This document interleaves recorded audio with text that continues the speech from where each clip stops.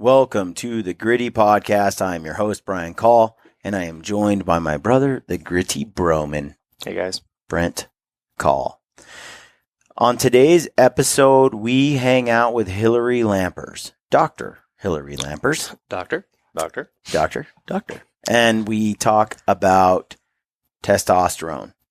And I think we talk a little thyroid, a little hormone stuff. This podcast has a couple of topics. You guys talk a little bit about CBD oil. She's been dabbling in that for a bit. CBD. Is it the first 30 minutes or so, I think, is cannabis and such. And then it rolls into testosterone and HRT, hormone replacement therapy, TRT, testosterone replacement therapy. Some people who listen to this podcast, or earlier podcast with Aaron and I, we touched on it. A couple years back, I did a podcast called Sex, Testosterone, and Gut Health with Hillary Lampers. It's one of our highest downloaded podcasts. It's very informative. Things have changed somewhat since then in science and in homeopathic medicine. And anyway, Aaron and I are pretty open. We've been going through some changes as we're getting older.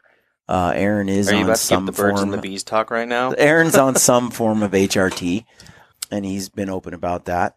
Anyway, I'm kind of in the process of getting checked out and exploring options. It's been a few months, and I'm very cautious about these things. And Hillary and I talk about her journey as well. She was recently tested, and her testosterone levels as a woman were low. Were almost in the dirt. So there's various things to do with it. We talk about, just sort of the challenges that modern man has. It's very informative, especially as you're getting older. It's a very informative discussion on, I guess, wellness. So I think it's worth listening to the whole thing. And I wish I had more time to talk to Hillary. I'm probably going to swing up there. They're a lot closer now than they used to be. Yep. They live right above us in Montana. And I will try to get some more shows done with her. And I will continue to share what I learn in my journey, be very open about it, even though it's kind of awkward, but I do it anyway. I think it's valuable stuff. So we're going to take a couple minutes, though, to answer a question before we get into the podcast. Yes, this is an email from Max Cummings. He says, "Hey Brian, I'm wondering if you can recommend some books to pick up and read about elk hunting tactics. We are planning a DIY Colorado elk hunt for this fall and would like to prepare ourselves as much as possible. Love your podcast. Thanks, man. Stay gritty." Okay. And who sent that email in? Max Cummings. Okay. He is doing a DIY Colorado elk hunt and wants some books, some advice, maybe what he should be doing. So when it comes to elk hunting and becoming educated on elk hunting, I'm assuming it's bow hunting as well. He didn't say one way or the other, so it sounds like the dates are. So here's my recommendation. It's pretty clear. It's pretty easy. You get into you go and you do the University of Elk Hunting online course with Corey Jacobson at Elk 101. Elk101.com, University of Elk Hunting online course. I think if you use the Gritty code, there's some kind of discount. I need to reconfirm this with Corey, but I do believe if you use the code Gritty, you get some percentage off, or you get half off, or something like that. It's been a long time. I just talked to Corey about it. He's like, "Do you ever mention my course?" But it truly is an exceptional course. It teaches you a lot about elk and how they behave and how they move. Anyway, it's a great course. You get on there and take that, and you'll learn a lot, from shot placement to thermals, and it's just such an excellent course. And he addresses fitness. I mean, pretty much everything from A to Z is covered in the course in different chapters with videos and so on. You need to go check it out. And then I would say, when it comes to health and fitness for the backcountry, this is just fitness in life. I recommend everyone read The Primal Blueprint with Mark Sisson. It's a pretty easy read. It gives you kind of He reads his own audiobook, so if you're into audiobooks, which I assume you podcast listeners will be, It's a great book. I've probably listened to it 4 times. It's an easy read. The Paleo Solution by Rob Wolf is really good too, but man, it's kind of sciencey. Mark also reads his own book. Yeah. Which I love when the author reads their own So book. does Rob. So does Rob Wolf, I believe, but it's very much more technical. They're a little different in some ways, but the concepts are pretty in line with each other, and the Primal Blueprint is an easier read. That kind of, I think, sorts out diet quite a bit. Mm-hmm. You follow some of those principles. And then when it comes to exercise, Corey covers some exercises in the Elk 101 course, but I recommend you sign up for Grunt Work. It's like $10 a month or something. Mm-hmm. Can't remember, from Chris Spieler. It's Grunt Work, gruntworkout.com. He gave us some stuff for a free month's workout. I don't know if he wants us to talk about that code. Gruntworkout.com. There is a code. Brent will put the information in the description field of the YouTube video. Don't forget, Brent, or we look bad. Man, Chris does a great job of putting together a workout that you can do in your garage or at home with just regular gear, with minimal money, from hauling around, I don't know. I love that it's super functional fitness. Yeah. I don't like doing workouts that are And they're not isolated muscle. Like, I'm not bodybuilding workouts, and they're not soul crushing either. If you're very new to fitness, Chris's workouts are scaled. Mm-hmm. So you kind of do the workout according to your current fitness level. Mm-hmm. But each day you can pop up on the Grunt Workout page or the app, and you're like, okay, this is my workout for the day, and I'm going to go this and blah, blah, blah. And it's a great workout, and it scales from beginner to advanced. For example, there's pretty much 2 weighted rucksack, backpacking hikes per week as part of the programming. And you can do that up and down stairs if you're in the city, or you can do it in bleachers at a high school or a college, or you can do it on the mountain behind your house, or depending on where you live. It's a weighted load, and you can adjust the weight per your fitness level, and you can adjust the distance. So maybe it's a half mile, or maybe it's 5 miles twice a week. You do you. But the program is varied, it's functional, and it translates really well into fitness, and it's scalable. And you can do it at home, in your garage, or even at a gym. Like pretty much all the stuff you need is there too. Check that out. It's gruntworkout.com, and I think you can sign up for a free month. Yeah, he was giving out coupon codes at the expo.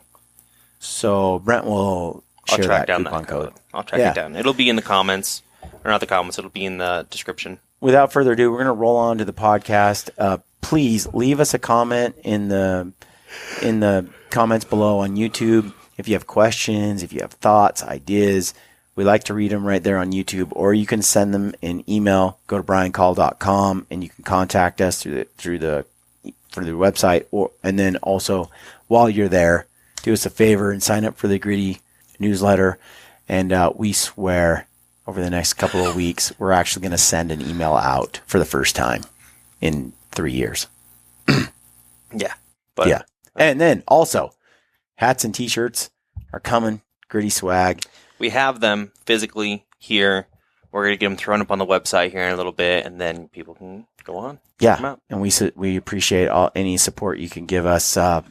And as always, appreciate everything. Love you guys. But we only ask that you stay gritty, right? Yeah, it's a small thing to ask. Stay gritty. Yeah, stay gritty. So on the topic of testosterone, yeah, we were talking about that earlier because I did a podcast with Aaron Snyder. Yeah. He has gone on a TRT program, a testosterone replacement therapy program. He just turned 40, I think, recently, and he was feeling, we talk about openly on the podcast quite a bit, and he was feeling pretty just wrecked, and so we started getting some things checked, and we talked about it, and I had been telling you a couple years ago that I was feeling not the same, and we talked about stress in my life being a major, on all these upheavals in my life, and not getting enough sleep, and just stress in general being a major factor in my hormone levels and so on. And as I worked on all those things, good diet, exercise, less travel, and have tried to, reduce stress in my life. And I will say that 90% of my stress, I think, came from relationships that were stressful. Yep. Removing those relationships and moving into relationships that are more supportive and healthier for me has been huge. But, we had this podcast. We published it. People listened to it. People loved it. They wanted to know a lot more. I was kind of open about where I was at, how I'm feeling right now. I'm going on 45. Ryan is 45. Yes, he just turned 45 in October. But we shared it, and like I said, people want to know a lot more about it, and they were really positive. But there were a number of people who also got on there, a handful that said, I just don't like this, that you guys talked about this. I don't like that Aaron is basically saying it's okay, or it's this magic thing that fixes things, or around testosterone replacement. Yeah. For me, I feel like I want to be as real and open as possible as I explore life. Yeah. And I go through it and I figure out what is optimal for me for living, what makes me feel the best, and helps me stay as young as I can and live life to the fullest. I mean, that's the goal. Kind of going down this road, experimenting with things. We are in the age now where these things, 45 is young. When I was 5, my grandma was 45, and she was like old. That's what I remember. She had like a shampoo set, and like my grandpa was bald. I'm not even kidding. So I feel like in this day and age now too, with information, with the massive amount of research and stuff that's coming out on health and the body, and just even talking about the endocannabinoid system, all these things are coming out. We know so little about our bodies. It's crazy, right? And we want to live, we don't want to just live longer. We want to live a quality of life. And I think what we tend to forget is that there is a natural process of aging that does happen. But in this day and age, we're not living on the prairie in our like covered wagon, even though Ryan wishes we did. He wishes last night that 9-hour drive we took from Montana that should have taken us 5.5. I'm sure he was wishing we were going over that mountain pass in a covered wagon. On foot or horseback. Yes. Yeah. With like a buffalo robe on. We were Right. listening to the green trees, like, wearing our buffalo robe and all that. I like a warm shower, and I kind of like Right. my car going over a mountain pass, but And that's maybe, just me. Yeah, Ryan, I'm just saying, like, yes, we do have that piece of us that's like we're aging and we're getting older. But in today, we don't need to act and just say like, oh, I'm just getting old and my testosterone naturally goes down. So I should just be old and get old and feel horrible. So I should live, you're only 45. I should live the next 50 years of my life just slowly going into decrepitous and feeling like crap. I don't believe that anymore. And the reason for that is because if anybody listens to our podcast, we are all about like the foundational things of life. If your diet is crap and you like don't move and you sit on the couch all day long and watch hunting shows, I don't know, you don't do anything, like taking testosterone isn't going to do jack for you. Right. It doesn't matter. Like now, if you're Barry Bonds, and you are making millions of dollars a year and you have obligations to this team and you have to work out 4 times a day, plus do training camp, plus do how many baseball games are there? 100 or 200? It's like insane. Yeah. Okay. Like he's probably was taking steroids. Yeah, it makes him hit balls out of the park, but it's because he has an insane amount of recovery that he has to do every single day. Right. Okay. If there's a spectrum here, but the average Joe who's living a healthy lifestyle and doing the basics like we talk about and eating healthy food and has good relationships and is an athlete once in a while, you can live a pretty good, healthy life, and it's okay. I think to think about using these supplementary things as we get older. Yeah. Here's the deal. I just did a podcast with a guy on testosterone who is a hormone expert, whatever. And all you guys want to talk about your testosterone. It's insane. It's like nonstop. I never understood how crazy it was, but I think this is because we are seeing an epidemic of low testosterone in this country. And that's because I would say the number one reason is likely because of those foundational lifestyle things are not being addressed properly. Stress is huge. We are a highly stressed out environment, and the stress we create in our brain actually biochemically affects our hormones. And we have so many estrogens in the environment that you guys from a young age now are being exposed to excessive amount of estrogens that interfere with testosterone metabolism. Okay. Right. So that being said, you got to deal with those things, right? Mm-hmm. But I don't think, and this is because I'm going to be 46 in a month. Hillary, that's for you. Oh, awesome. That's for you. This is why you That's guys all want to testosterone. be this age Right again, there. so you can have all this testosterone. So you don't have to wear a belt? We're watching the hang challenge here at the Mountain Ops booth. And there's a young man with his pants It's all right. He's got a buddy. below the Below his butt. below the manly parts, showing Yeah. the whole. They're down. They're He's hung got to low. be throwing a gonzo out the front. We just can't see. It's just no good. Wow. This is uncomfortable. I love it. Look at the teenage girls. His They're just pants standing there are like, down. oh, Yeah. poor guy. Well, He's like, nobody's looking. That's all right. It's all right. He's been immortalized. That's right. He's going to be on this podcast I forever. saw you checking out his He'll butt be in the lit. underwear there. That was special. Yeah. I don't even know what we were talking about. Testosterone. It's a little An distracting. epidemic. Jeez. Teenage Estrogen. boys. Let me tell you Okay. what's happened on my side. Yes, tell me. Okay, here we go, Hillary.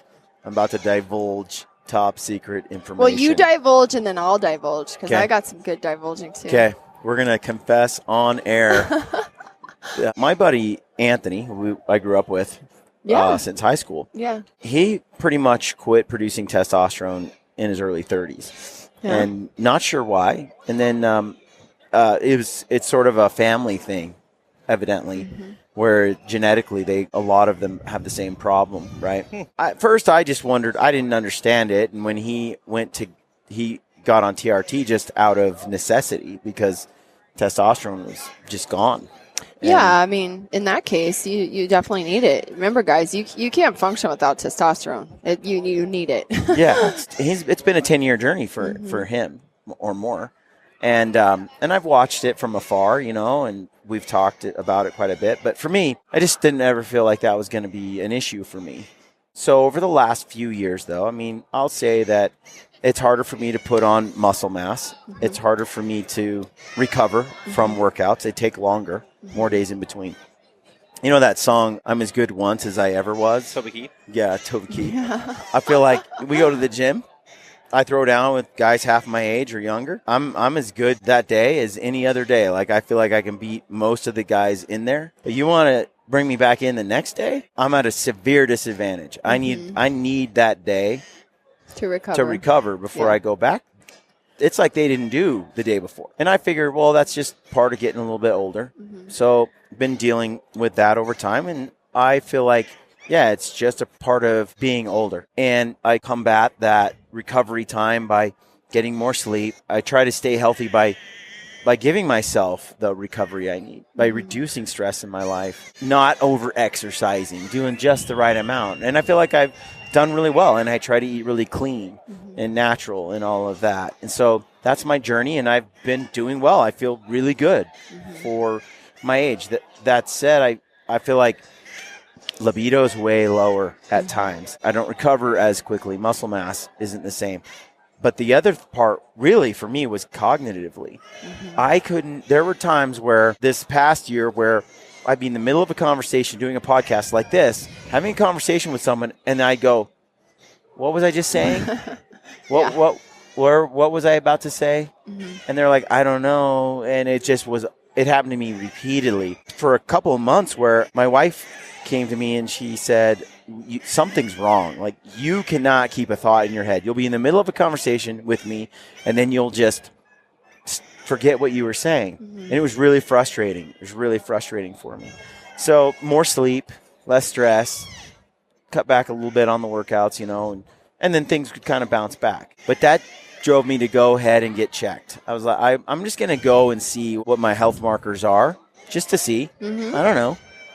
And I know Aaron Snyder was kind of experienced similar things. So I went and I got checked, and my T levels were really low. That surprised me. So I waited a month or two and I checked again, and they were still really low, way below. Did they check your estrogen as well? No, all they did was check total testosterone. Okay. That surprised me again, and that's when only total, not even free. Not even free. No sex hormone binding globulin. Nope. No. Okay. So that's when I called you, you know, and was like, okay, Hillary, this is where my numbers are. What do I do now? Because all the research I was doing said that was just low, really low. And optimal, I was nowhere near, even for my age group. I'm way below that. And I don't understand why, because I feel like I've done everything right. You know, as far as things go, I feel like I've done a good job.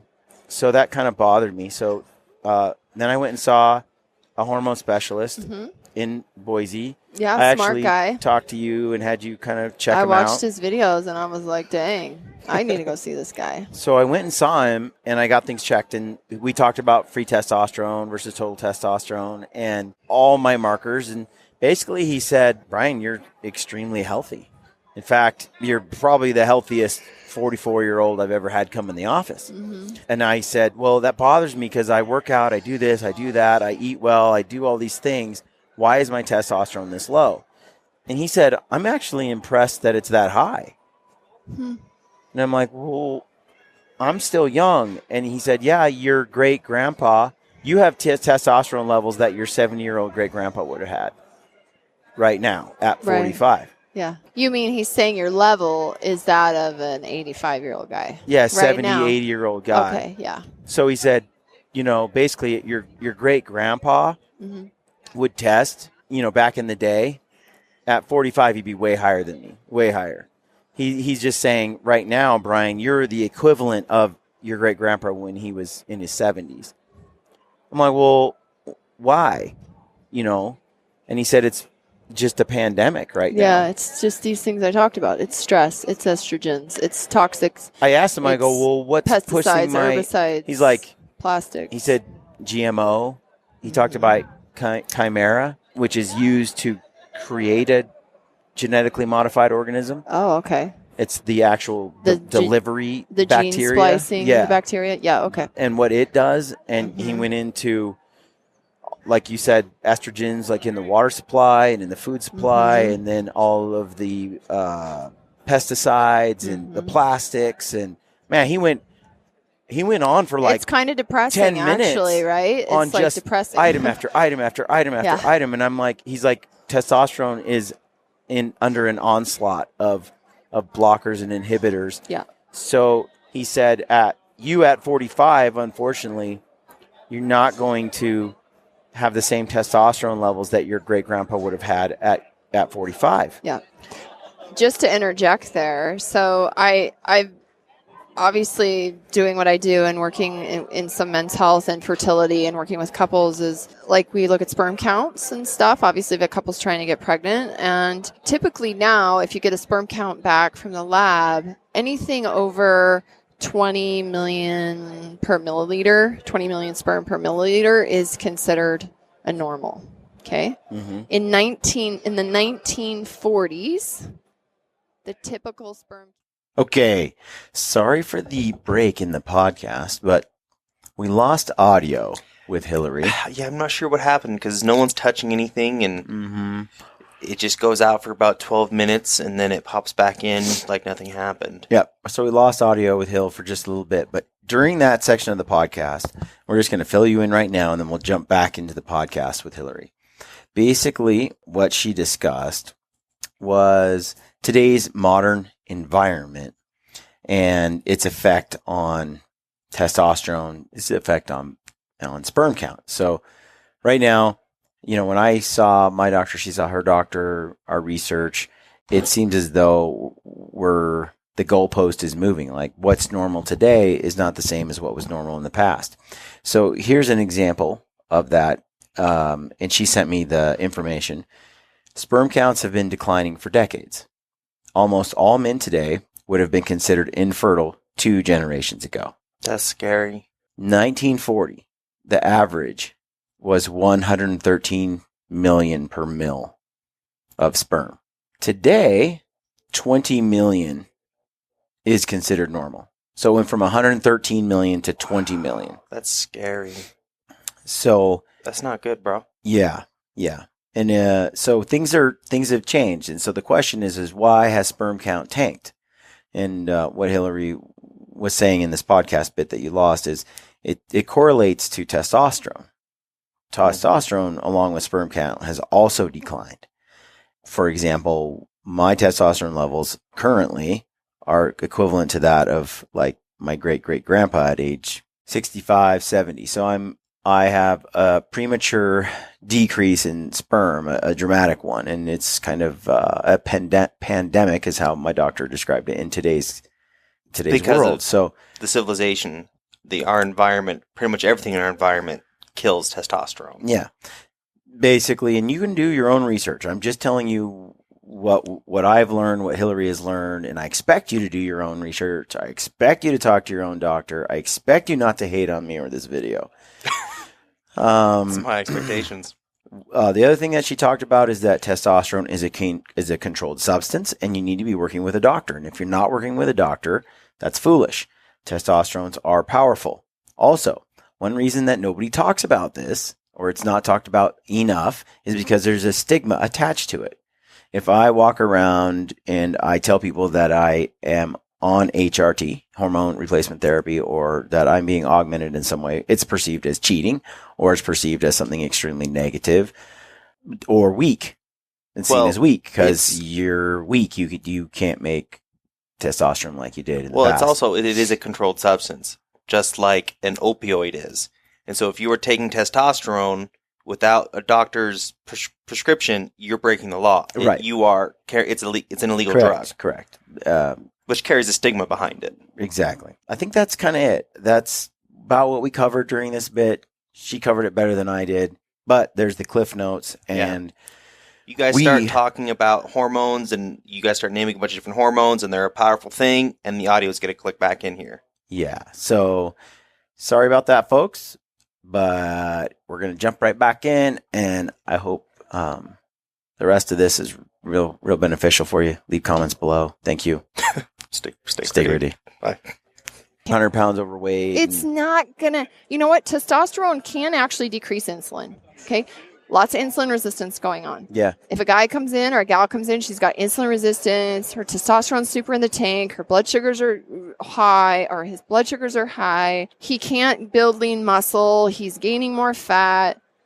Well, yeah, testosterone probably will benefit this person for sure. And sometimes testosterone can, just to level them out a little bit, can be enough to where you can get them to jumpstart their energy. And again, that motivation.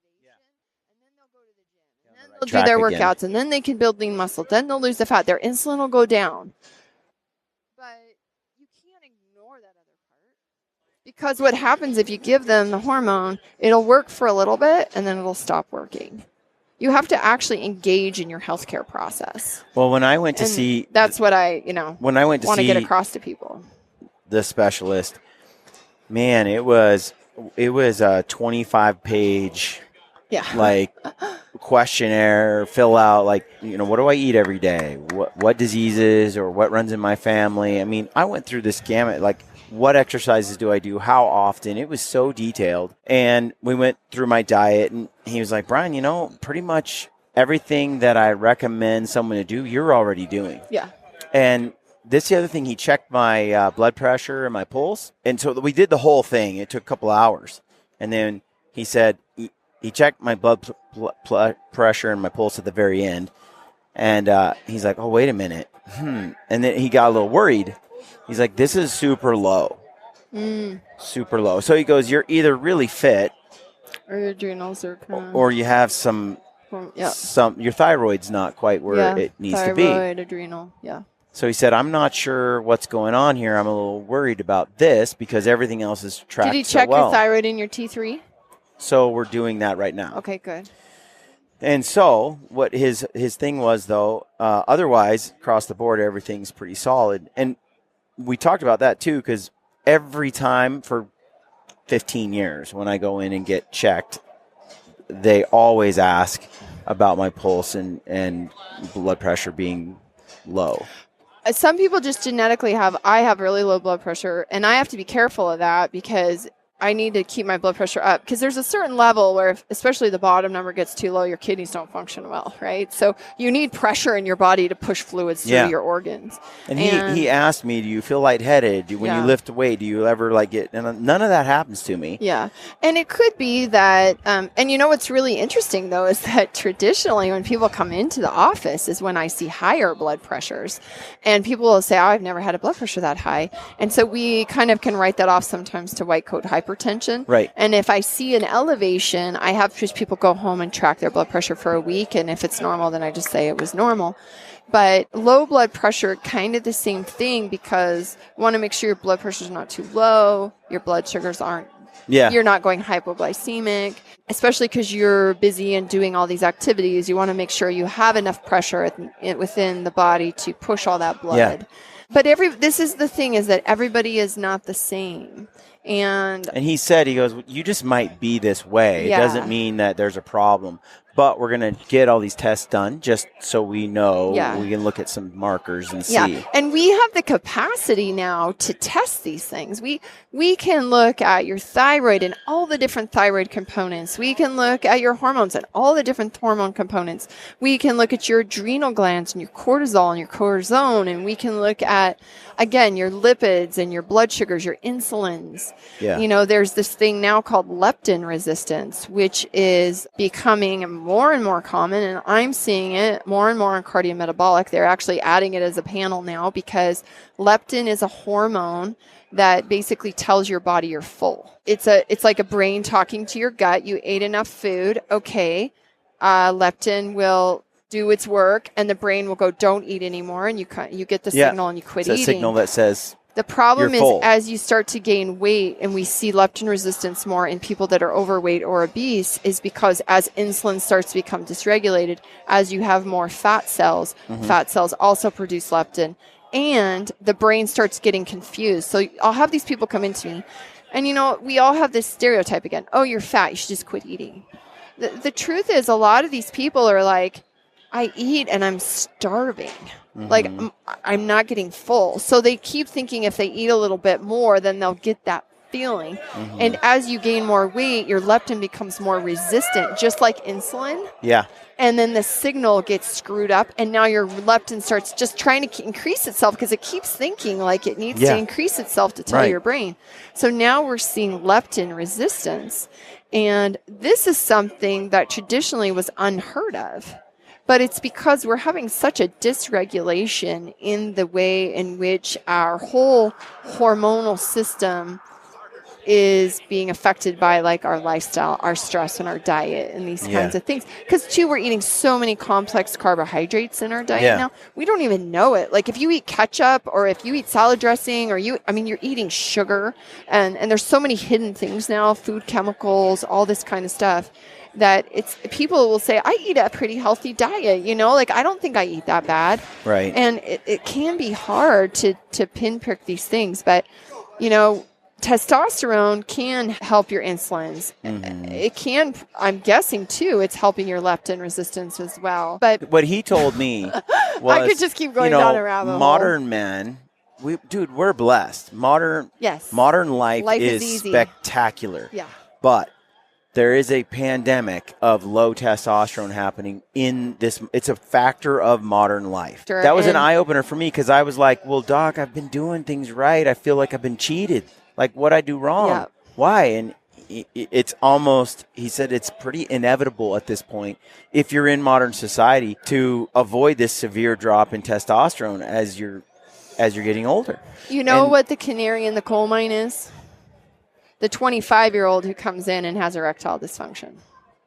Oof. That's the canary in the coal mine, and people are not paying attention to that. That's saying, like, there's a lot of different factors involved in erectile dysfunction, but a big one is hormonal input and a brain's ability to talk to the body. Yeah. And we have so much stress going on, so much autonomic dysregulation within our brain, within the limbic system that controls our autonomic and the parasympathetic and sympathetic nervous system. Yeah. That we are like physically, like young people are having these stress mechanisms and they're being exposed to toxins from utero, to estrogens from utero. So when you have guys coming in that are under 30, they have fatigue, they can't build muscle, they can't even get an erection, and they're having no morning erections or anything, that's the canary in the coal mine. And you can, and I know that I'm a woman, and it's probably a lot of guys are like, why is she talking about this? But the more and more I interact with men and women, and I look at how our hormonal systems are becoming so affected by our lives, these easy, but our brains don't shut off lives, this autonomic dysregulation, it's like, it's kind of alarming. And so when your doctor says to you, this is actually becoming normal, do we not become alarmed? Do we just consider this the new norm? That it's going to be normal for guys in their 20s to have no libido, to get no erections. It's going to be normal for women in their 20s and 30s to have no motivation and to be losing their memory at age 40. Are these going to be normal things just because we don't want to address these things and we want to consider them like you're weak if you take hormone? You're weak if you do this. And I don't think we should accept that because your doctor's right. We are living longer lives. We have easier lives. We're going to live till a certain age. I want to live a quality of life.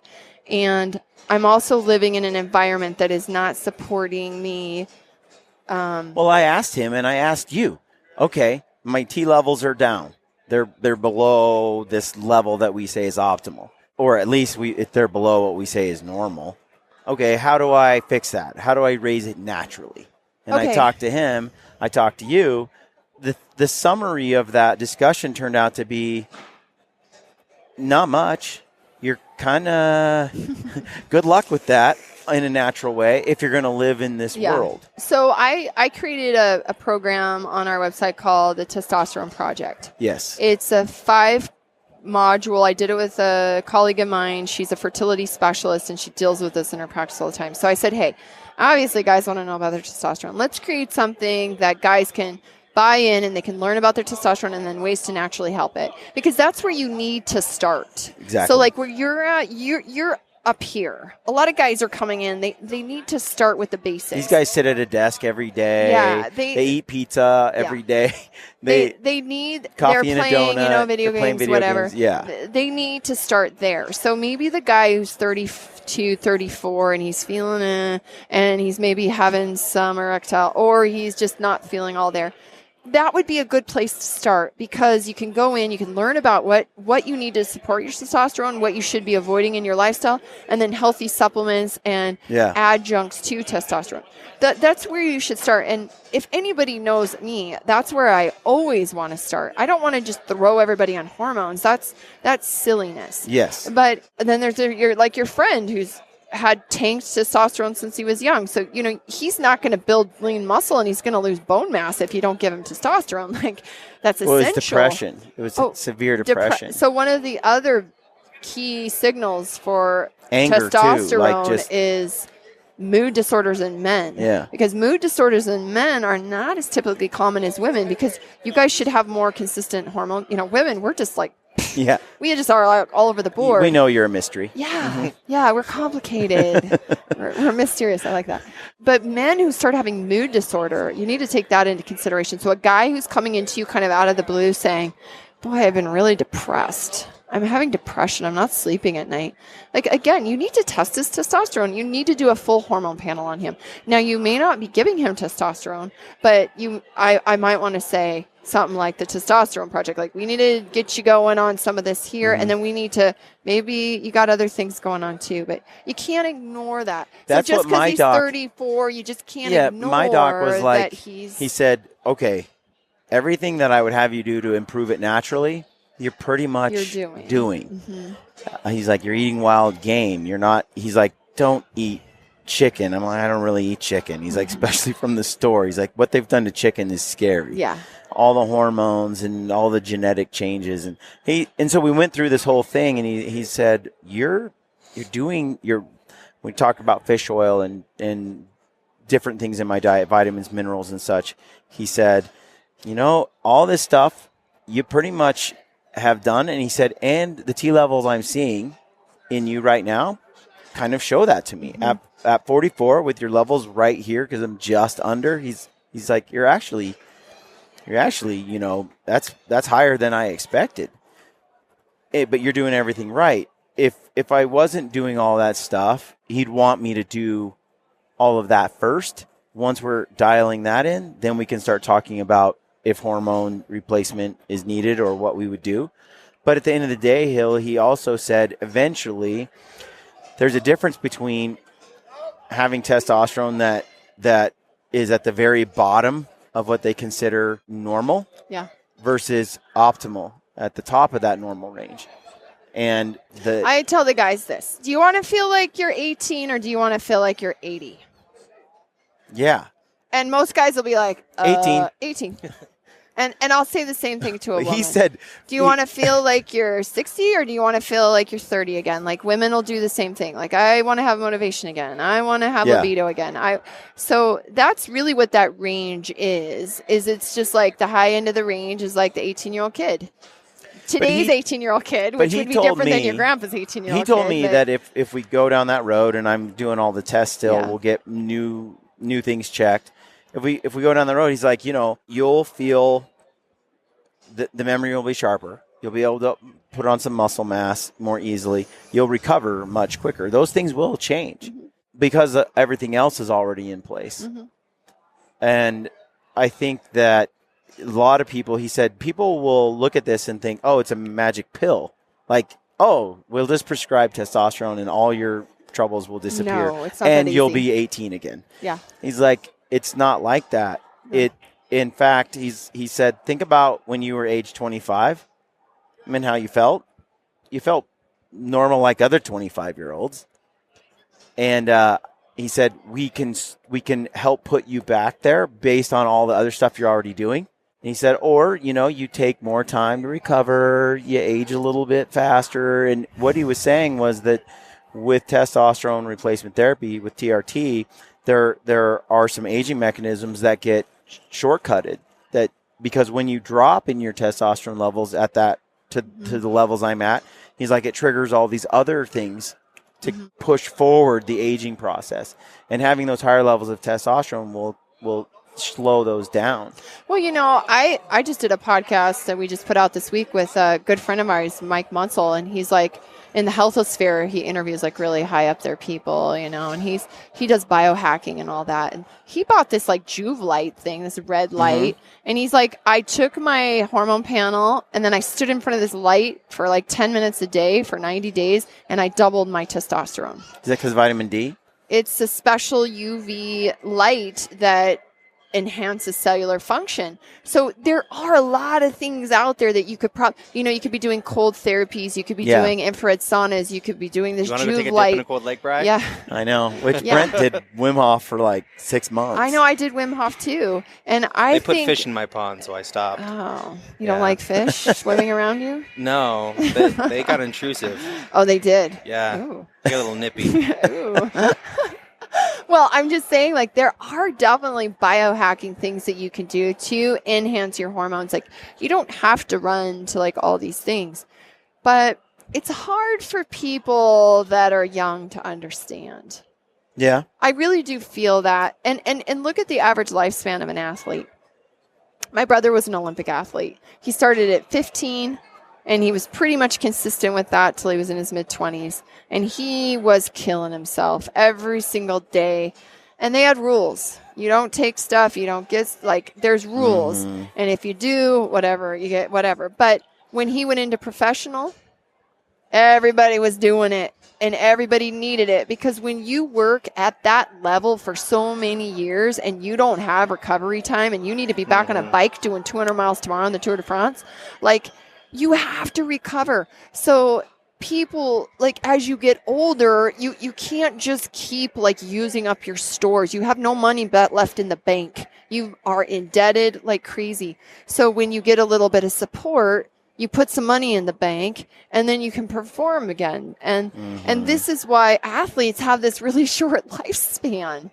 Yeah. And that's because they're at the peak of their testosterone. They're at the peak of that hormonal surging that's allowing them to perform. As they start to age, they can't keep up with that type of recovery. So I think it's a misconception. But, you know, like I said, my grandma at 45 seemed really old. And I'll tell you what, my grandma was not doing one, she wasn't doing diet, and she wasn't hardly drinking any water, and she wasn't doing biohacking. Yeah. And she was not doing hormone replacement therapy. Right. And she was not taking supplements. And you're right. We have life today. Like, people are healthier because we have these things. But we need to also remember that, you know, aging is a process. And I don't want to age feeling like crap. You know, I don't want to age feeling so stressed out and not being able to manage my life and stuff. Now, this is what vacation is for. Like, if I go to a cabin in the mountains, like Ryan and I go hiking, and I'm away from my phone, I'm away from my computer, I'm away from the noise, there's no light pollution. It's like it takes a couple days and then you just feel amazing. Yeah. Actually, it takes a couple days where you feel like crap, your body hurts, you might have a headache, you're exhausted. And then you start kicking it in and you're like, and then you don't want to go back because you realize you're going back to all this stimulus and it pushes on you. So yeah, if you want to go out and homestead out in Alaska and be around nobody, maybe you could support your life without all the excess stress and the autonomic dysfunction that we all deal with. Yeah. But like in here with the bright lights and the phones and the cell phone people signals, screaming and all that, you know, our nervous system is impacted. Look at her. She makes it look easy. I know. That's Casey Harbertson's daughter. Oh, my gosh. She's just like, all right, boys, let me show you how it's done. She's up there for 10 minutes. I know. Oh, my gosh. I tell you, That's though, awesome. it's been kind of like I haven't looked into it because until the last couple of years, I never felt any change. Like, I felt strong, quick, fast. That's why it's hard for people that don't, when they're younger, they may not understand. So it's easy to criticize. And, you know, and for my part, it's like, hey, everyone's on their own journey. Someone wants to do it different than me, by all means. I'm just sharing my journey as I go. And if it helps someone, great. If it doesn't, that's fine. I think support actually creates more health. You know, if we supported each other and what we needed to do to be healthy, like there's a lot of competitiveness that goes on in the way we are, I guess, as humans, is that we got to be competitive. So like if Grudy's getting benefit and he's taking HRT, well, damn, then he's cheating. And it's like, well, no, he's not really cheating because he's 45 and he probably needs a little bit more testosterone, and he's probably not cheating because he's probably right where you are right now and he's at your level. But it looks like cheating. And I think if we just supported each other more in our health, like a lot more people would just be healthier. They'd want to make the changes and it would be okay. Like, oh, you're taking hormones? So am I. You know, I feel great. How do you feel? Great. It's not like I'm taking hormones so I can hit home runs and kick your ass. You know, I mean, that's like a totally different energy, but that's what we associate it with. There's definitely a negative stereotype associated with it. And I will tell you like this. It's cheating. I don't really care, though. Just like with my show. I don't care either. I do the podcast. People can attribute whatever motives or reasons or they can hate, do what they want. I've learned a long time ago that you've got to live your life the way you feel inspired to live it. You can't spend too much time worrying about what other people think. And I'm no expert on this. I'm just, for the first time in my life, I'm like, man, I'm not the same. In spite of the rest and the sleep and the attention I pay to my health. Yeah. In spite of all of that. And it was nice to go and talk to an expert, someone who does this for a living. It's funny because I went in and saw him, and he's just turned 70, the doctor. Wow, he looks great. And he just hit a personal best on the deadlift on his birthday. And he's very healthy for a 70-year-old man. And they were talking a lot of weight he's lifting. Yeah. And he's right in there in those normal levels. And who doesn't want to feel like that at 70? I know. Are you kidding like, me? Like, you can throw in the towel. Because 70 ain't that far away now. No. When you're 20, you're like, 70. And now I'm like, 70 isn't that far away. And, I better get busy. And he explained, he's like, as you age, we live in a modern world where we can deal with that in a better way than we could in the past. Because that was my main concern is, okay, if I choose this route, what does it do to my, what are the side effects? What are the downsides? What are the negatives here? What am I going to end up with cancer in a year or two? You know, am I going to have man boobs, right? Like, what's going to happen? What are these downsides? Because the last thing I want to do is mess with Mother Nature. I kind of want to just live. So, you know, it naturally. is true if you take external, especially guys, because you need a lot more testosterone than we do. Mm-hmm. Okay. And we have a lot more estrogen, so we don't have to worry about it as much. But, like, yeah, your doctor, I mean, I've seen him and I've listened to him. I've watched his lectures. He seems really smart. And my guess is he's not just going to put you on, like, testosterone. He's going to put you on maybe testosterone. He's going to put you on an estrogen blocker. He might put you on some HCG, which makes your body keep producing your own testosterone. Correct. Okay? He's going to do things that are going to support your testosterone and make sure that your body's utilizing it right. And if you wanted to quit your testosterone, that your body's not just like not making it anymore. 10 years ago, he said that was something that most weren't prescribing. Right. So people were having that side effect. Yeah. So we learn from this, and there's probably more we have to learn about this. But so for me, I'm a woman, and I'll share a little bit about my story. Let's hear Hillary's confession. Well, I'm 46 almost, and I'm had a stressful whatever, medical school, work, 2 kids, late 2 kids. Yeah. I know why women have children at 20 now and not 42. Right. I was just feeling, and then I was having days where I was going to work and I was like, what is wrong with my memory? Like, I used to be able to remember patients, like everything about them. I could tell you like their middle name and like what we talked about 2 months ago. And I'm getting to the point where if I don't write it down, I do not remember. Right. Next time you come in, I better have written down what we talked about. You know, and that happens, right? So I could just say, oh, I'm just getting older. That, and I was having like mood, like every little thing Ryan did. You know, it's like one of those things, ladies, like your husband eats his food and you're just like, stop doing that way. Yeah. Right? Things that shouldn't bother you are now like irritating. My you. incapacity to deal with stressful stuff, like my kids talking to me and noise, like noise things bothering me. Yeah. I'm not getting deep sleep. I've never been a good sleeper. I'll admit that, but not getting deep sleep and feeling exhausted. Libido is like a weird thing. I wouldn't say libido is like I'm not lacking in libido, but I'm lacking in motivation. Mm-hmm. Like to go work out, like I said before, I used to love to rock climb and mountain bike and dance and do all these things. It's like my motivation to do them really sucks. Mm-hmm. Like once I get doing it, I can do it. But it's like going to the gym, going downstairs. That's kind of like libido for me. Once I get doing it, it's great. Yeah, exactly. But it's the same drive thing to for do me. it, it's more like an intellectual activity. Yeah. If I'm working out heavy, it's like I have to choose one or the other. Strong libido or physical prowess at the gym. But I can't combine them now. Yeah. The way that I used to. They were seamless. And now it's like, okay, if I want drive in one spot, I got to give up drive in the other. Yeah, and I think for women, the same thing happens. It's the whole idea of like, I got a headache, honey, leave me alone. Like, I don't have the energy to even get going here, right? Right. And that depends on your partner, too. Because if your partner takes too long, you don't have the see you later, I'm out of here. But no, mine was more like memory cognition. Okay. And I have a lot of Alzheimer's disease in my family. Mm-hmm. I talk a lot about that on my podcast, Brain Function. And it's a big thing for me. So I decided I was going to interview a colleague of mine who does all this stuff, kind of like the doctor you saw. So I haven't put the podcast out yet. It'll probably be out by the time this comes out. And I decided I wanted him to take my blood and I wanted him on the podcast to go through it. Now, I'm a chick, and 80% of our listeners are men, probably like yours. Yeah. And I thought, well, this will be interesting. But he touched on the female part of it, but he touched on it, the male as well. Like, okay, for females is what happens, males is what happens. Okay.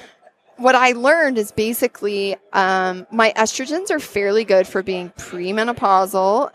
I still have enough estrogen, and I'm not estrogen excess, which is more common, and we're seeing this in men and women because of all the estrogens. Okay. Women are being estrogen excess. So, and the heavier people get too, your fat cells produce estrogen. Okay. So again, my progesterone was low, which is pretty rampant. It's kind of an epidemic like testosterone. Even guys need progesterone, and your progesterones are low, and that helps with so many things. So the interesting thing was my testosterone was like in the tank. So he said, optimally for your age, I'd like to see a woman to have a 90 to 100 testosterone. You're at 12. And I'm like, huh? He's like 12. That's what you have. And your sex hormone binding globulin, which is the protein in the blood that binds testosterone. So if it's bound to sex hormone binding globulin, this is why you do free and total testosterone. If you have a lot of sex hormone binding globulin, it binds up all your testosterone and you can't use it. And it has a weak affinity for estrogen, but it's mainly testosterone. So we always check that, because if somebody's testosterone's low and their SHBG is really high, we go, huh, that's weird. Mine's super high. It's like double or triple what it's supposed to be. Okay. So that would make sense that all my testosterone, the little bit that I have as a female, is being bound up. Yeah. And he says sometimes he sees the testosterone off because the estrogen's really high or the whatever. But he said, no, you really need testosterone and you will feel a whole lot better. And so we talked a whole lot more on that podcast about all the different metabolites and the breakdown of testosterone and why some people have more androgen-like effects and some people have more feminizing effects from testosterone. It's biochemistry is really complex, but we talk with some about that. So I was like, okay, well, how do I get my sex hormone binding globulin down? And he said, that's actually really hard to do. Some people just have more. They just have more. Okay. And there are some strategies you can do, but it's kind of hard. And with your testosterone being so low, and my checklist, so you said you had the checklist. My checklist was like all the mood, the memory, the cognition, joint pain, all this. It's like severe, or, moderate, severe. And that was pretty much all I had. And he said, oh, yeah, you would benefit. So he does a procedure where he puts pellets. You make a little incision and put pellets in the gluteal muscle. It's not in the muscle, but it's in a space.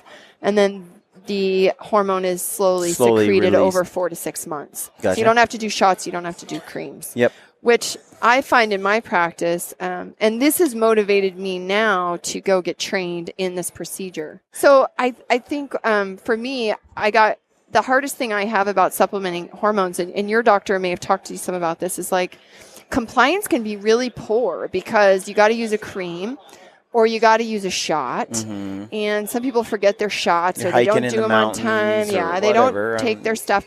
Or they do their creams and they don't do enough of it. They wash it off or they touch someone else. So then they come into you and they're like, these things aren't working. And you're like, well, but I forgot to take it for 2 weeks. Or right. And you're like, well, this isn't going to work. So I like the pellet therapies because they keep it in your bloodstream consistently. I'm actually getting trained very soon. And I've already got a waiting list of patients because I'm like, I do all these hormone things and I'm like, yeah, you need this. Can you wait till I go get this I got to get trained in order to be able to use their pellets. It's a contractual thing, right? And they have the best in the market. So I'm doing that. But he does that, and I learned so much. So he gave me some testosterone. He said, you're pretty low, but you're really sensitive because he knows me. And he said, because I smoke pot all day long. I'm just kidding. I actually can't even smoke pot because I'm so sensitive. He's like, I'm going to start a low dose. And I don't think he gave me enough. Gotcha. Because I'm not really feeling like what he's telling me. How long has it been?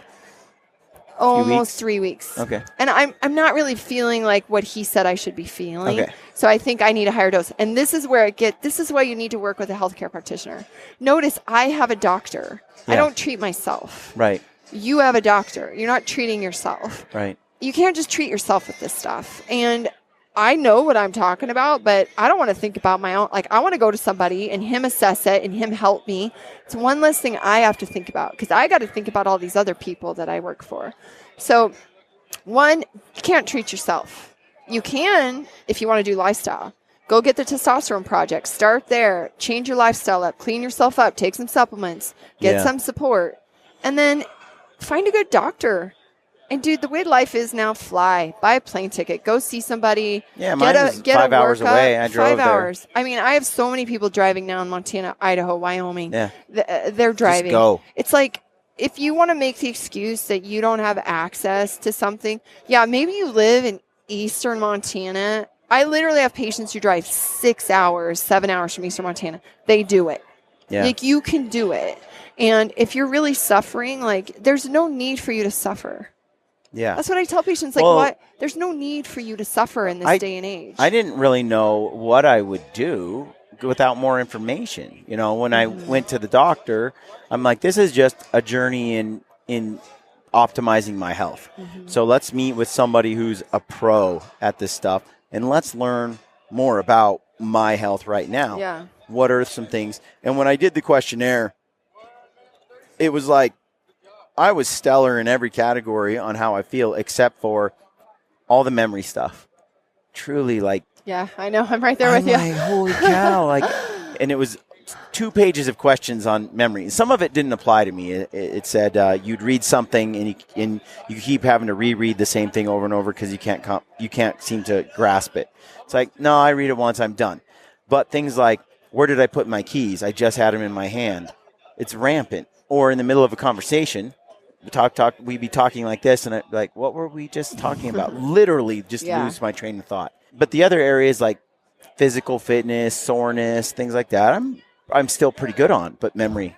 Well, everybody's different, right? Some guys might come in and they'll be like, yeah, I got a stellar memory, and I have no libido. Right. Like, I have no interest in sex at all. And I think that's another stereotype that So first, women lose their testosterone before men do. Actually, women need testosterone just as bad as men, probably more. Yeah. So guys, if you're listening out there, if your women are moody, emotional, they're irritated, they have no desire in sex, they have no motivation, and you keep telling them, what do I need to slip them? Yes. You need to have them get their levels checked because like they may need to do a testosterone program. They need to help get their natural doctor up. Said. He said a lot of women, he treats more women than men, which surprised me. And he said a lot of it is women are low in testosterone just like men. It's a pandemic. And when he starts prescribing women with testosterone, I told you about this before the podcast, he's like, women love it. It just gives them motivation and libido. And it's been this thing where he's seen a severe increase in their productivity and their mood, and it doesn't take much at all. No, I mean, we're talking like if I'm at 12 and I need 90 to feel really good, that's not very much. Yeah. You need like 1,200 to feel like that 18-year-old boy. So it's a huge difference. He was saying, so I'm at 350. Ooh, that's low. With total test. 350 to 390, depending on the test. And that's really common actually. Under 500 is almost the norm. So, I'm sporting at that range, and that's total. I don't know what free testosterone is, and so he's testing that as well, but he's like, it's lower. It's lower than your total. Oh, it's probably way low, and that'll tell you how much you're binding up. And so then he said, what I'd like to see, at a minimum, I'd like to see you around 7 or 8. He said, or higher. He's like, we're not going to play this numbers game and shoot for this number. We're going to shoot for how you feel. Everyone's a little different, like you were saying. Yeah. And the minimum needed for you to feel better is the goal, right? I mean, the less, the better, as long as we're hitting the optimal performance. It's a process of now getting more panels done, more labs done, figuring out where I'm at, and then if we choose to go down that road as we tweak some things naturally, if those levels don't get up, and he said they probably will not. They won't raise up much higher than where they're at because he thinks I'm doing most of this stuff already, unless there's something he finds out in some of these panels that we could tweak. I'll probably opt for a hormone replacement therapy and go down that road. And like you said, it's not just one thing. It's a lot of things. No, I mean, I have patients sit in front of me and they're like, let's take a postmenopausal woman, for example. She's tanked in estrogen, she's tanked in progesterone, she's tanked in testosterone. She's like, I don't want to do hormones. And I say, that's great. we don't have to do hormones. There's lots of things you can do, and you don't have to do hormones. Yep. Hormones are higher force, let's say, and there's a spectrum. Like the Juve light, standing in front of the red light, you got to do it 10 minutes every day. You got to be consistent. It might double your testosterone, but it's low force. Hormone is higher force, so it's going to work a little faster, and you got to monitor your blood levels. You can't just be like throwing testosterone at people.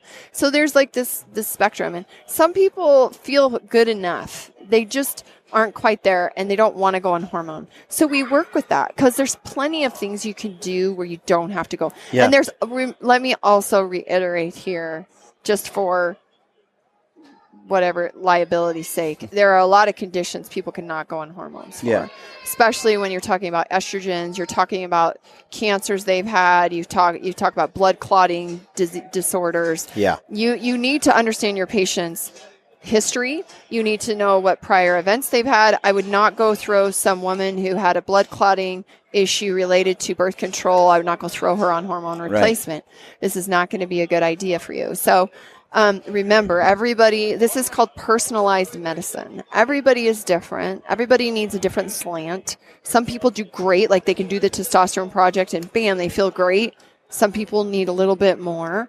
And some people have conditions that you can't do it. So you don't have a choice. You have to do the lifestyle. You have to do the other things. That's really important to remember. Well, and when I talk to my doctor, I have goals, things I want to do, a lifestyle I want to continue to run and maintain. Part of that is optimally eating, optimally sleeping, resting, low stress, exercise.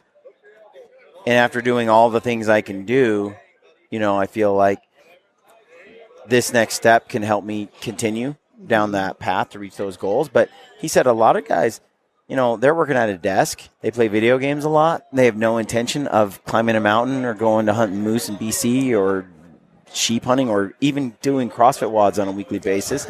He's like, so they don't fall under this same treatment. Part of it is, what kind of life are you trying to live? What are the things that you want to do? Yeah, what is your baseline and where do you want to get to? If you want to stay at your baseline and you just, that's fine. Again, but I looked at side effects, Hill. Like I tried to find what are the downsides here. And talking to him, reading as much as I can, I'm not finding a long list of downsides. Mm-mm. And that was I think as far as testosterone goes, there is if it's mismanaged, but it's more symptoms. It's like if you give a woman too much testosterone, there's side effects. You give a man too much testosterone, there's side effects. But if you restore my testosterone up to higher levels, with bioidentical hormones, I'm not running a level of hormone any different than I would normally, or like my great grandpa would at this age. No, I think that... so is that, would my body... No, and I think, too, it's just, the form of the hormone, because there's synthetic hormones versus we're talking about bioidenticals here. Some people do not do well, and they have more side effects with the pharmaceutical, or the synthetic hormones. I think testosterone... I can't say all the reasons that it's a controlled substance, but it's a pretty powerful medicine. Yeah. And you don't want just people being able to just take testosterone.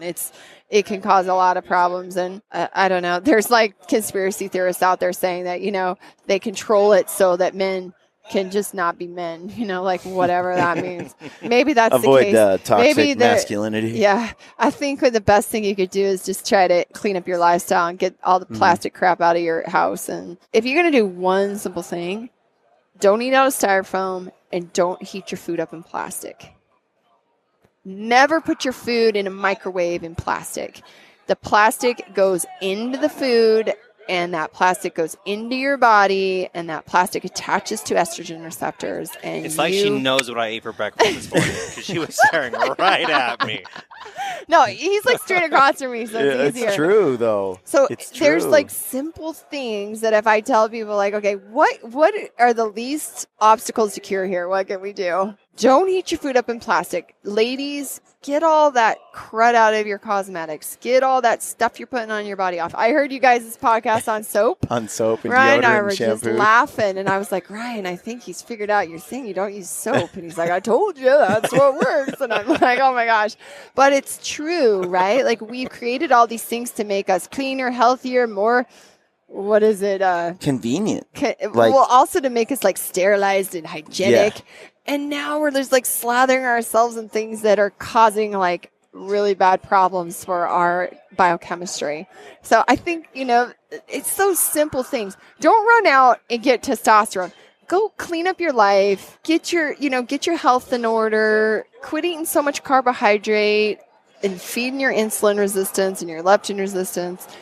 Try to sleep a little more. And if you can't sleep by yourself, if your mood sucks, if you can't gain lean, then go to a doctor and get some labs done. Yeah. That's as simple as it is. Well, what's funny is going and getting labs done, the mental mind block that seems to be for people. Yeah. Men, just go get checked. Men, Maybe you're women fine. spend most of the healthcare dollar because women traditionally take care of children. Therefore, women are more concerned about health in general of the family. And traditionally, in many cultures, women dealt with that. They take the kids to the doctor. They do this. So women go to the doctor more, and they are more concerned when they start having problems. Women go, like, something's not right with me. Yeah. We also have more complex hormonal systems, and we do a lot more crazy things in our life than you do, like have babies and breastfeed and all this stuff. We have to get more medical care than you do.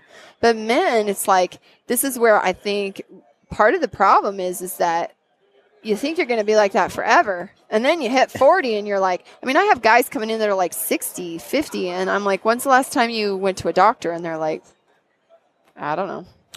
When's the last time? Yeah. Like, when's the last time you had blood work done? What's that? 10 years ago? No, since I started Gritty, I hadn't been to a doctor in 3 years. I have to have a hole in my head for me to go to a doctor. Okay, so this is the thing is like, but what kind of doctor are you going to? Like, I don't want you to go to the doctor who spends 10 minutes with you and says, oh, your cholesterol's like fine. Which was my last time I went to the doctor, I had thrown my back out. I didn't know that it was out, and I was just in a lot of pain. I went there, he prescribed me pain pills, and I was out in less than 5 minutes. Yeah, so there you go. Yeah. Now, in acute cases, maybe you need the pain pills. You need to go home and sleep it off and get off your feet. You threw your back out. You need to stay off your feet, right? Like, that's the first and most important thing. But I wasn't given that. No, I was just given a bottle. Yeah. So, it's like, what kind of doctor are you going to? And the healthcare system is not... There's room for improvement. There's room for improvement. It's some deep waters to maneuver. And you can... money is always the obstacle too here. Money is the biggest obstacle, and I hate that because, it sucks. And people pay huge premiums in their insurance policies, and they get nothing. Right. Nothing. They're paying $1,000 a month, and they can't get anything covered unless they pay $8,000 deductible. Well, it's a process for me. But with that, most people can get one physical a year. So even if that means go get your physical, and they'll do routine blood work. And if that routine blood work is off or you don't feel right, go search for somebody, take that blood work to them, have them assess it, and they could say, like, maybe we need to run some other things. But yes, it will cost you some money. But I'm sitting here looking at Leopold. I'm looking at Weatherby. Valkyrie, Mountain Ops, I'm sitting in front of this truck Hush just gave away. I'm looking at Sitka. How much is a Sitka jacket? Shh. We don't want the women to know. Hillary. Okay. This is top. I know now. I know all your secrets, dudes. And let me tell you, it's a lot of money. If you took a quarter of what you spent on hunting and you invested that in your health, you're going to hunt for a lot longer. Yep. Enough said. Yep. I agree. All right. We got to wrap it up. But we're not done. We got to talk a lot more. And I wanted to talk to you because me and Matt from that podcast are putting out a CBD product.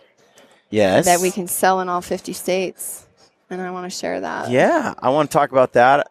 I want to ask you questions about this potential thyroid issue that the doc brought up with me, and whether I'm just hyper fit or whether this is like a a concern. Hyperfit right? or hypofit? That Yeah. could be hyperthyroid Yeah. or hypothyroid. So Boy, thyroid is a whole other like crazy topic.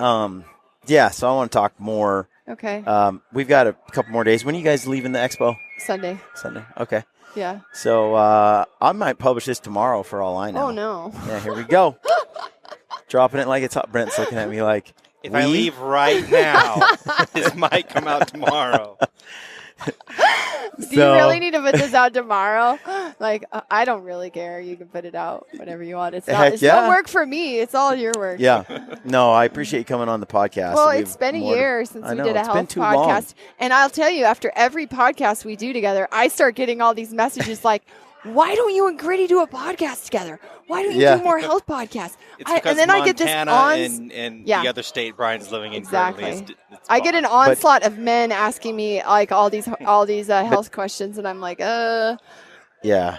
Now you're a So- half day drive. You know, now you moved to Montana. I moved to Salt Yeah. Lake. We're like that much closer. yeah. So Well, it's good. You need to mix it up a little bit for these guys. And it seems like we always talk about testosterone. My gosh, everyone's going to be so sick. I am so sick of hearing the word hey, testosterone. we talked about stress once.